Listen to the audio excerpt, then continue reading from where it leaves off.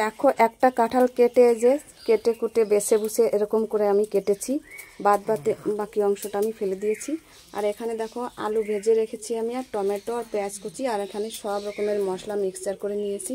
আর এখানে দেখো এই যে মাংস আর কিছুটা মাংসের চাল চামড়া দিয়ে আমি মেখে রেখেছি মাংসটা। তো চলো সম্পূর্ণ রেসিপিটা দেখতে থাকো। বন্ধুরা দেখো ইঁচড়টা আমি গরম জলে ঢেলে দিয়েছি, এটা আমি সিদ্ধ করে নেব একটু সময় জাল দিয়ে। এই দেখো বন্ধুরা আমি ইঁচড়টা দেখো সিদ্ধ করে একটু লবণ হলুদ দিয়ে নামিয়ে নিয়েছি, এটা এখন জল ঝরাতে দেবো আমি এখন।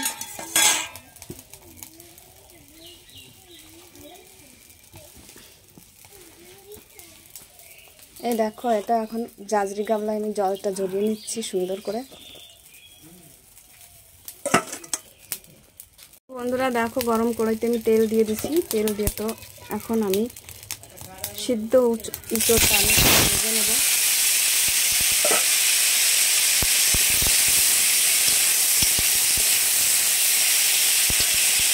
এখানে আমি দেখো লবণ হলুদ দিয়ে দেবো পরিমাণ মতন, যেটুকু লাগে। সুন্দর করে নেড়ে ভেজে নিচ্ছি ইঁচড়টা আমি। বন্ধুরা দেখো ইঁচড়টা আমি ভেজে নামিয়ে নিয়েছি এখানে। তো বন্ধুরা দেখো গরম তেলে আমি তেজপাতা তারপর দিয়ে দিচ্ছি পেঁয়াজ কুচি, তারপর দিয়ে দিচ্ছি বন্ধুরা দেখো সব রকমের মশলা। সুন্দর করে আমি কষিয়ে নিচ্ছি মশলাটা। তো বন্ধুরা দেখো সুন্দর করে মশলাটা আমি কষিয়ে নিয়েছি। এবার আমি দিয়ে দেবো টমেটো কুচি।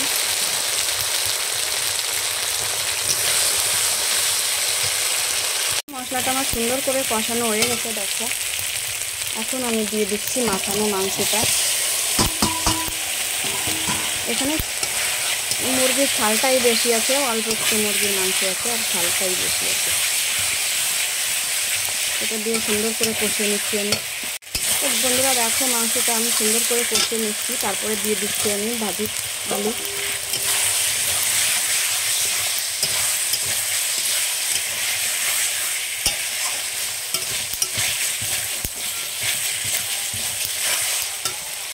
তো বন্ধুরা দেখো এই যে আমার মাংসটা সুন্দর করে কষানো হয়ে গেছে। এখন আমি ইঁচড়টা আমি দিয়ে দিচ্ছি, এই যে ইঁচড় দিয়ে সুন্দর করে আমি এই যে নেড়ে নিচ্ছি দেখো।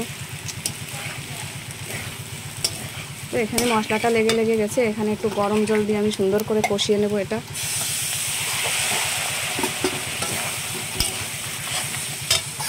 তো বন্ধুরা দেখো সুন্দর করে আমার ইঁচড়টা কষানো হয়ে গেছে। এখন আমি এখানে জল দিয়ে দিচ্ছি দেখো পরিমাণ মতন।